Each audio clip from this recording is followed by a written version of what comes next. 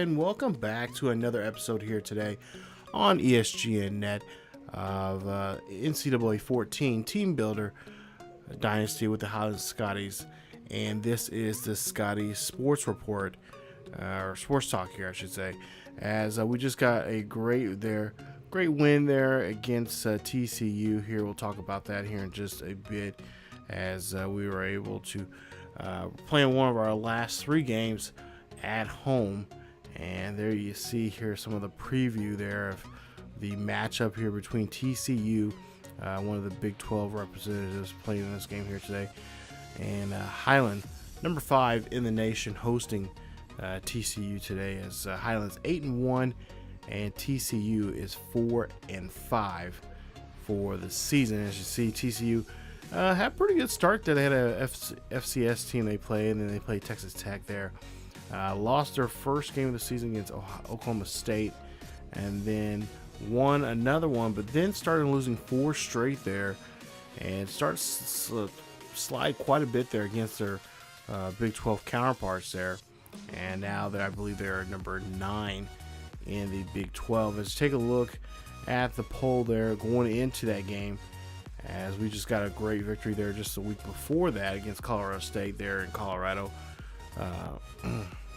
against the Rams there. And so this week we're playing TCU, and like I said, it was a really good game, compared to last week's game. This one was a little closer than we really wanted to, as TCU started to make a comeback towards the second half of the game. As you see there, 37-25 was the final score in that game, and TCU just showed up to the game too late there, and started making some good passes down the field, started to march down the field, but just came up short there in this one. And Highland had a great game overall there in that one. So Highland is, there you see, ranked number 5 in the nation. We'll see if they get boosted up there. As you see, Flanagan there, 12 of 18, 277 yards, 2 touchdowns, no interceptions there for him. Had a great game there. 1 sack, was hit, were taken down there once there in the game. So offensive line did a great job there protecting him. The defense only getting him once. Kason, there you see 41 carries for 194 yards. There you see just trying to get that 5 yards per carry there, just short of that with here. But he does have 2 rushing touchdowns in the game. As for Hunter Cannon, he made a big impact in the game. 7 receptions, 157 yards, 1 touchdown. A great little 4 receptions, 105 yards, and 1 touchdown there. A great day for those 2 there, especially for Hunter Cannon, trying to catch up there in the passing yards there. In both games so far, he's now got over 150 yards. I remember the Colorado State game, he had over 200 yards in that game, and had 2 touchdowns there in that game. And he has not played since week 2 of this season. And of course, he was out for that tailbone injury there, and that really hurt his chances, because a lot of people were saying that he was going to be a contender for the Heisman. But TCU, you see Robinson there. They did a great job there on their offense. Really, like I said, towards the end there, probably the good part of the third quarter, and then going to the fourth quarter, did a great job there with the ball, with the no huddle offense there for them, and really keeping the defense of Highland off balance at times there. But Hicks, we were able to control him in the game, which was very important for us. He only had 10 catches for 24 yards, but could not get in the end zone. Austin got in the end zone, 5 receptions, 68 yards there for him. And Manning, 2 receptions, 18 yards, and also a touchdown there from him for their TCU offense. As for defense there, Lewis, probably your biggest threat there defensively. He had 12 tackles and a couple of 4 tackles for loss there. No interceptions there. So like I said, Flanagan did a great job in the passing game. Take a look at your team stats here as you take a look there. Total offense, 498 yards there for Highland. And then you kind of break it down from the passing and rushing there, what they did for calling plays play-wise there. And almost pretty similar there in passing yards there. So pretty even day there for the quarterbacks. Really, the defense, like I said, we're just kind of breaking down there towards the end for both teams. Well, pretty much for TCU throughout the whole game, but for Highland, we started breaking down there towards the fourth. And of course, with not having the full strength of the first team there, we added some second stringers in there towards the latter part of the third quarter. But yeah, that that happens. But we're able to play good enough to for the defense there to hold on to the win, and we're able to walk out of there. So take a look at the other top 20 or the other NCAA games for the week. Not too many upsets here. Got a few teams here with some rivalry games there making a big impact. LSU, there you see they're 42-0 against Ole Miss, and of course Alabama, of course, still undefeated there in their game, as they will go ahead and move on there. There you see Vanderbilt getting beat by Tennessee 26-21, and of course just running down the rest of the games here. A lot of rivalry games here, as a lot of teams are starting to thin out here, and we're starting to see who's going to be doing what here. In the top 25, of course, Alabama and Washington are number 1 and number 2. There you see we're still at number 5, and we play North Texas coming up, and we'll talk about them here in just a bit. But there you see, running off the rest of your top 25, you see Ohio State there at 16. Not too many big falls there. We have a couple of new entries there. You see Notre Dame, Colorado, Florida, and Virginia. Virginia, no, not Virginia Tech. Virginia Tech dropped out there. But see, I can't think who it was. But yeah, a couple other schools there that got inside the top 25 this week. Take a look at the BCS polling right now. We're ranked 6th in the BCS, and there you see 9-1. So like I said, we can still we can still do well here, run the table. We still have Stanford, who is a ranked opponent, coming up in the final week of the season. So if we like I said, run the table there and play a decent game against them, we have an excellent shot here for a decent bowl game, pretty much a BCS bowl game. I'm almost promised it that. But take a look at your Heisman watch there. Of course, Kason there, top of your list. This week, Flanagan did not. By some cases, there wasn't really too many of the posters wasn't really impressed with his game. So he kind of fell off there. And of course, just Coach Teddy. It's kind of tough, having two guys that are excellent, Heisman caliber, and you want to get both involved, especially a guy that's been working his butt off all season long, that being Kason. It's pretty tough trying to call the right plays, and it all depends on who has the right, who has a hot hand at the time there. So we'll see how that goes. But there you see Kason, your player of the week there for the Independents. 41 carries, 194 yards, and 2 rush touchdowns.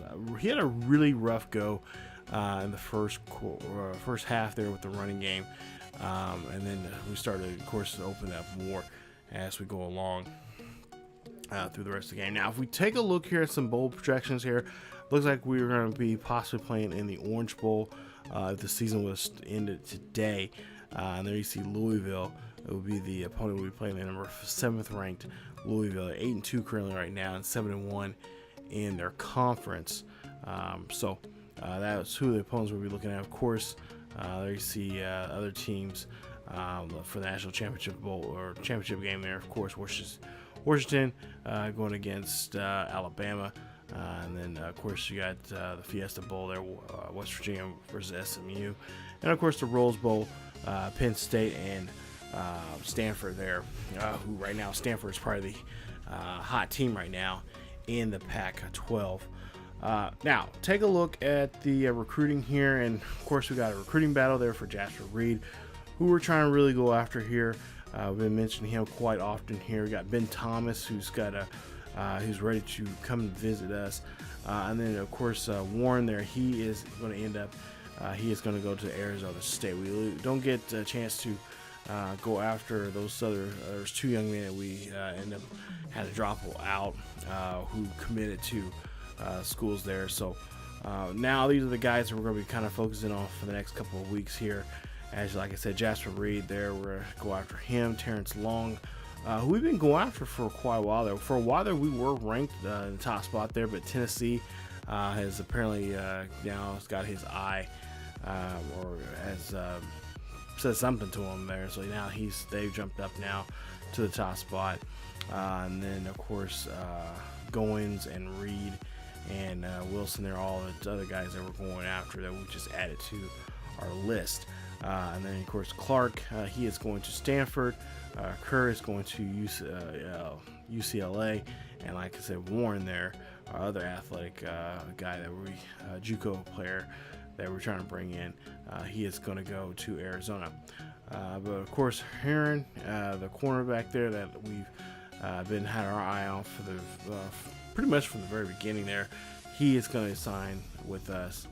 So he's our newest signee that we recruited here for next season. So, and he, to me, looking at his number, his overalls and stuff, pretty much his body of work and what we've seen in game film, he is a young man that we are really excited about having there in the secondary there, and our corners and stuff. So a good battle there for him next season for our job there.